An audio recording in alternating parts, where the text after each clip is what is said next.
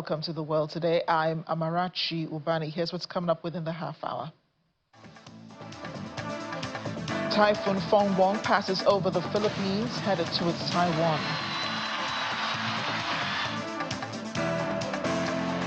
French President Nicolas Sarkozy granted early release from jail 3 weeks into his 5-year prison term. Plus,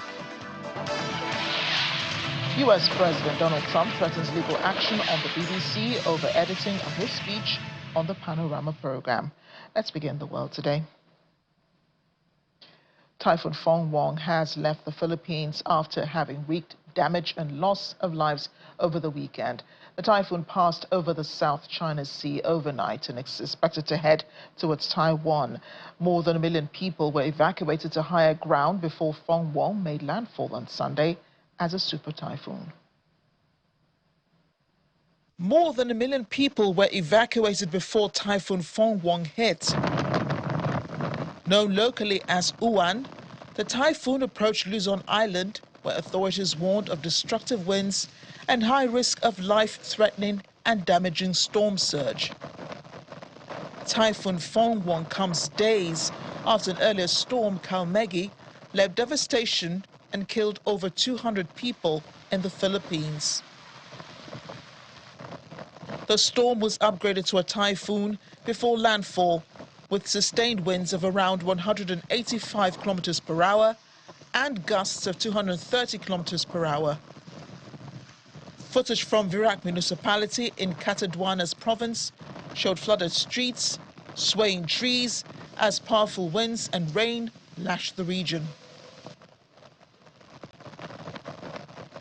Residents living here had been urged to move to higher ground by Sunday morning. The civil aviation regulator in the Philippines closed several airports and almost 300 flights were cancelled. Fong is expected to weaken after making landfall, but is likely to remain a typhoon as it travels over Luzon, the Philippines' most populous island.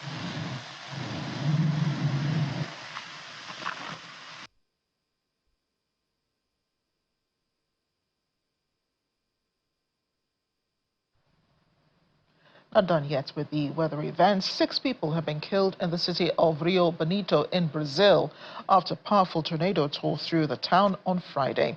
The city remains in a state of emergency, classified as an F3, with winds of up to 250 kilometers per hour. It devastated Paraná in southern Brazil, near the Argentine border. Authorities estimate that up to 90% of the region has been affected, prompting a state of calamity.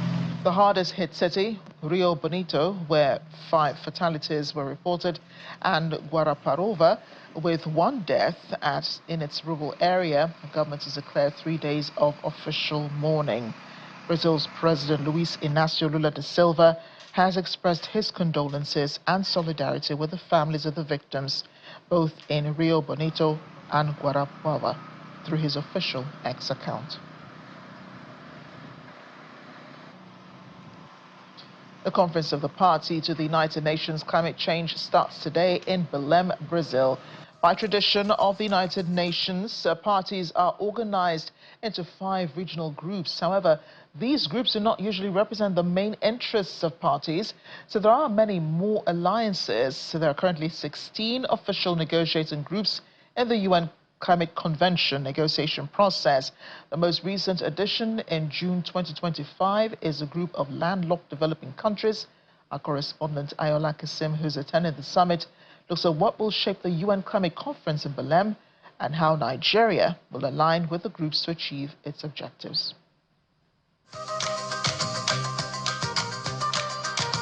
As delegates arrive very hot to Berlin, the government has issued a notice saying to ensure everyone's comfort, the recommended dress code for COP30 is smart casual. So for the next 2 weeks, delegates will not only adapt to the weather, they will have to align with others with similar interests. Nigeria is primarily a member of at least 4 groups: the African group, the G77 and China, the Coalition for Rainforest Nations, and the Organization of Petroleum Exporting Countries, yes, OPEC. It's a recognized group in the climate process, and its inclusion is not supported by all. Meanwhile, some countries like Mali belong to at least 7 groups, the highest so far. Here at COP30, these groups will seek to support, oppose, or make hundreds of indicators on 4 issues, their priorities. The African group is making the development of global goal on adaptation progress information table, or tables, and the establishment of the Intergovernmental Panel on Climate Change Task Force on Adaptation a priority under this issue. There's a lot of climate speak here, but at the end of the day, if the global goal on adaptation is effectively implemented, it will address what analysts describe as not just climate hazards, but also underlying structural vulnerabilities. Basically, what the group wants here is that polluters should pay for our adaptation efforts. Analysts also believe formal climate finance negotiations will be less prominent here. However, the launch of the Baku to Berlin roadmap to $1.3 trillion ahead of the conference will provide an opportunity for parties to reflect on the topic and may influence wider negotiations. Last year, countries had a deadline to decide on a new global climate finance target, known as the new Collective Quantified Goal on Climate Finance, or NCQG. Is it a joke? Where some thought the suggestion of a $300 billion finance per year was a joke. That was what the NCQG produced finally in Baku, Azerbaijan last year. The COP presidency has also made these 2 items its priorities. A, the UAE Just Transition Work Program, and B, the UAE Dialogue on implementing the global stocktake outcomes. And the success of this issue depends on how ambitious the national plans of the parties are. They call the plans the Nationally Determined Contributions, or the NDCs. They are voluntary plans by the countries. And finally, there is the arrangement for intergovernmental meetings, or AIM. Analysts call it COP reforms. This is the agenda item that has the least support, more oppositions and red lines from the groups Nigeria belongs to. They want more affordable, efficient, and inclusive talks. And let's be honest, attending COP could be quite expensive. From the Hunger Convention and Fair Center of the Amazon in Suétrim, Berlin, Brazil, Ayola Kassim, Channels Television News. Coming back to Nigeria now, the issue of her security challenges still making waves in several circles, drawing varying reactions. The most recent of those is the Nigerian Supreme Council for Islamic Affairs, which has condemned claims of Christian genocide in Nigeria. Secretary General of the Council, Professor Ishaq Oluyede, says while there have been killings in parts of the nation, the attacks have not been targeted at Christians alone. He discloses that investigations and available information reveal that some unpatriotic individuals had promoted and sold the genocide narrative to the American nation with the main intent of creating disaffection among Nigerians. He, however, urges the federal government to intensify efforts at providing adequate security for citizens. I want to bring in now geopolitical and security analyst Onyekachi Adekoya. He joins us from our studio in Abuja. Onyekachi, thank you for joining us on the program. And, you know, what I just talked about, it seems to be the narrative that irks some people in Nigeria already. The reference to the killings in the north as Christian genocide. Those upset with it say not only Christians are being killed. We could discuss this until kingdom come, but I think it is best to begin with why the killings, whether it's of Christians or Muslims, why they are still going on.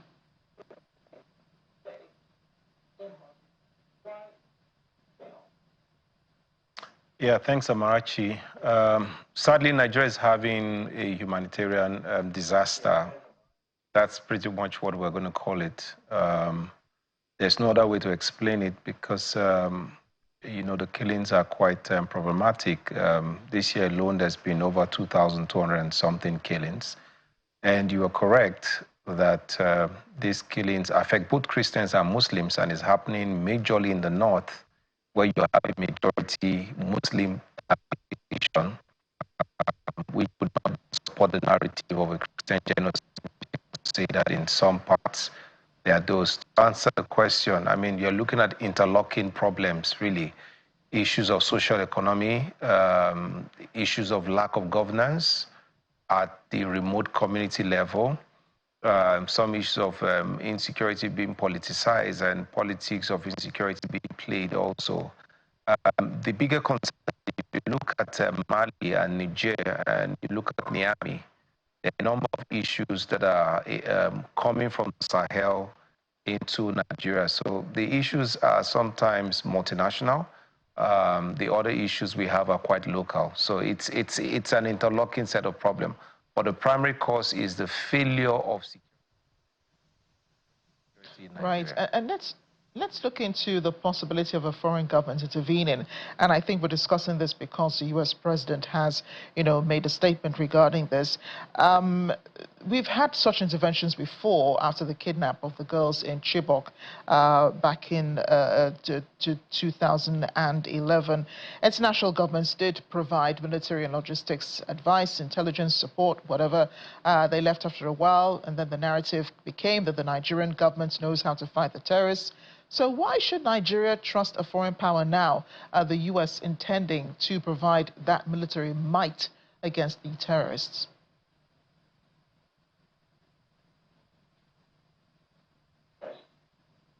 Okay, for clarity, the Americans have not suggested assistance or support. If you go by the language of the president, he's called it an invasion, which is why Nigeria said that its territorial integrity must be respected. I would also remind us that the U.S. have had different levels of presence in Niger, in Chad, for some time now. Given this recent spat and change of governance in those countries, some of those operating centers have been closed or whittled down. So the point is, even while the U.S. had presence, these issues were there. Now, the way the government is going about it is nuanced, which is correct to say that, Nigeria welcomes every support it can get, but on the proviso that its territorial integrity must be respected. So, Amachi, to answer your question pointedly, the government at this time must and should pursue assistance anywhere it can find it. But remember that you now have multilateral, multi-nation alliances set up to fight terrorism. Even the United States also needs its foreign partners to fight. So there's no shame in requesting assistance, whether it be from AU, whether it will be better collaboration from the Sahel Alliance, wherever we may find it. It's a welcome development. But my only concern is that you need to put that assistance into a framework that works on the ground locally. For now, relying solely on the military and the federal police would not suffice for our over now than 27,000 square kilometers of landmass. The area to be policed and forces is quite large, and that's where the challenge is, because they're spread too thin. Operationally, they're not effective. And that's where we need the state governors to come in and to close the gap, and perhaps also lean a bit more on private operators and see how we can move this forward together. Because the point I make is that there's one security industry, whether public or private. Right. And I'm curious to know, Onyekachi, just how security analysts like yourself and others in, I suppose, your association are processing, Trump's warning to the Nigerian government. He warns the Nigerian government to act fast or else the U.S. will intervene. He's hoping to begin to see action on the ground.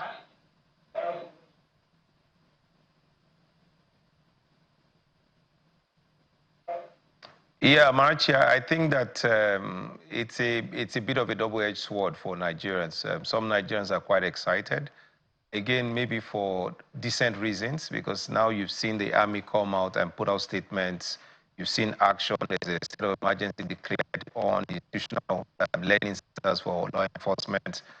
So there's movement. On our part, professionals, we're making our contribution every day.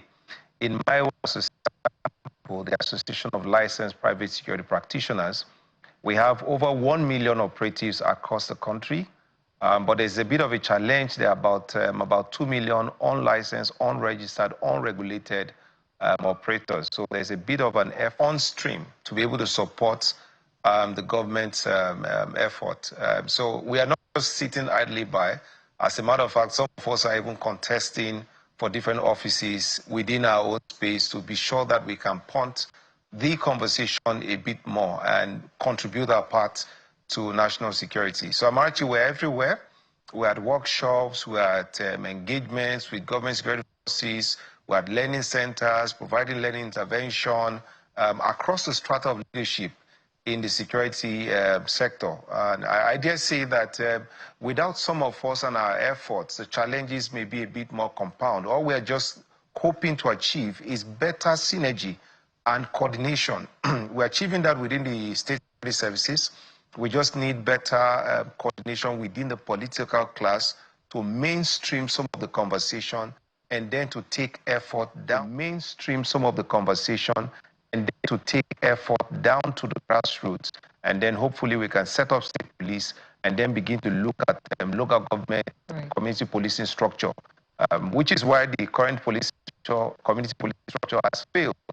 Because in the states, before the local government, you do the state, then you so America, a bit of a double look at it. So there's attention, there's movement, government is moving, the private sector is also moving and assisting, and of course the government is looking for solutions. So maybe, just maybe, this conversation from Donald Trump is a blessing in disguise, but the invasion of Nigeria's sovereign space is a complete no-no, just for emphasis. Thank you so much. I think everyone, I think the main goal really is for there to be peace in Nigeria. We really do not want foreign intervention, but we're very sure and very confident of our own security forces at doing the job here in the country. Thank you again. Let's head on now to France, where former President Nicolas Sarkozy will be leaving prison early. Sarkozy has been serving a 5-year prison term for conspiring to fund his 2007 election campaign with money from late Libyan leader Muammar Gaddafi.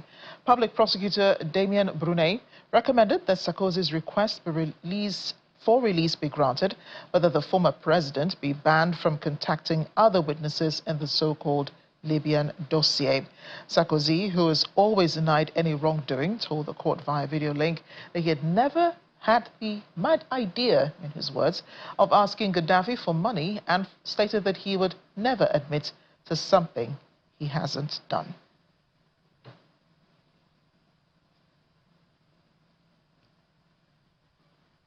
Well, the U.S. President Donald Trump has threatened to sue British broadcaster the BBC for editing 2 parts of his speech on January 6, 2021, to appear explicitly to encourage the Capitol Hill riots. The BBC learned this afternoon that the U.S. President has sent a letter threatening legal action. The letter gives the BBC a deadline of 5 p.m. this Friday to make amends or be sued for $1 billion. The broadcaster says a program which aired back in October 2024 stitched together 2 different parts of Trump's speech made on that day and made it look like a single continuous section. The 2 sections that were edited together, however, were more than 50 minutes apart. It also confirms that immediately after those excerpts, the program showed a clip of a group of Proud Boys marching to the Capitol. However, the footage was filmed before Trump began his speech. The BBC says it will respond in due course. In the meantime, the BBC chair, Samir Shah, has apologized for an error of judgment in how the documentary edited the speech of the U.S. president. On Sunday, the BBC's Director General, Tim Davie, and CEO of News, Deborah Turnus, both resigned. Well, staying in the United States, with the government shutdown, there does seem to be silver lining in the clouds as Lawmakers have passed a deal aimed at ending the shutdown for good. Following a week of negotiations in Washington, a minority of Democrats joined with Republicans and voted in favor of an agreement. The vote is a procedural first step towards passing a compromise to fund the government since it ran out of money on October 1st. It will need to clear several more hurdles, including a vote from the House of Representatives before federal employees and services return. But it is the first serious sign of progress after 40 days of deadlock. The Senate is expected to return for further debate at 11 a.m. local time today. However, Senator Bernie Sanders has criticized his Democratic colleagues after 8 of them voted with Republicans to advance legislation ending the record 40-day government shutdown without securing an agreement on health care subsidies. The Vermont senator warned that the measure would raise health care premiums for more than 20 million Americans and pave the way for millions to lose coverage under Medicaid and the Affordable Care Act. Tonight, 8 Democrats voted with the Republicans to allow them to go forward on this continuing resolution. And to my mind, this was a very, very bad vote. What it does, first of all, is it raises health care premiums for over 20 million Americans by doubling, and in some cases tripling or quadrupling. People can't afford that when we are already paying the highest prices in the world for health care. Number 2, it paves the way for 15 million people to be thrown off of Medicaid and the Affordable Care Act. Studies show that will mean that some 50,000 Americans will die every year unnecessarily. And all of that was done to give $1 trillion in tax breaks to the 1%. As everybody knows, just on Tuesday, we had an election all over this country. And what the election showed is that the American people want us to stand up to Trumpism, to his war against working class people, to his authoritarianism. That is what the American people wanted, but tonight, that is not what happened. So we've got to go forward, do the best that we can to try to protect working class people, to make sure that the United States not only does not throw people off of health care, but ends the absurdity of being the only major country on earth that doesn't guarantee health care to all people. We got a lot of work to do. But to be honest with you, tonight was not a good night. Away from the United States, exhibitors and visitors from across West Africa flocked to the Lagos International Trade Fair on Saturday as the region aims to showcase its growing influence on the global fashion industry. Models dressed in vibrant prints strutting down the runway in a dazzling display of artistry and style. The event also featured traditional fabric making, showcasing indigenous weaving techniques and offering a closer look at the craftsmanship behind each design. Kolawole Shofolam, a director of trade for the ECOWAS Commission, noted the potential of West African designers, emphasizing the region's capacity to craft products using local materials and unique traditional techniques. The event also served as a platform for local designers to display what West African fashion represents. Obviously, if you study medicine, you study human anatomy. So I was fascinated with drawing the female body, and that was where I drew the inspiration from. The kind of works you see, and you have to think, it's not just work done in terms of superficial materiality, but when you have an African creation, there's a feeling, there's a soul to it, because we create from depth. And so I think that it's important that we share that with the whole world. Outfits made from seed to the final product, the textiles designed by West African designers. It demonstrated the potential, indeed our culture, our rich heritage of what we can do here in West Africa. The models, the clothes could have been on any runway across the world. New York, Milan, Paris. This is the first step of ECOWAS to really help and support the creative economy. We know that we have a large population, we have brilliant minds, we have very stylish people, and we really want to see how we can support that part of the economy. As we end the program, the world's largest physical bookstore and a new cultural landmark in China's Shenzhen Greater Bay Area has attracted thousands of book lovers to its 131,000 square meter space. Better known as Eye of the GBA, it has also become a destination for both education and leisure for many families. And many attest to how different this bookstore is, I mean, just by looking at it. They say they can relax, have food and entertainment. It's perfect, they say, for spending the entire day with the kids.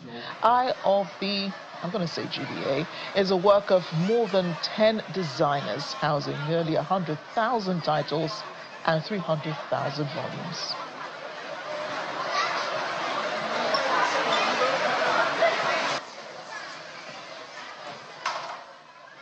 Well, good thing it is a bookstore, not a library. It is really noisy in there. Thanks for watching The World Today. I'm Amarachi Ubani.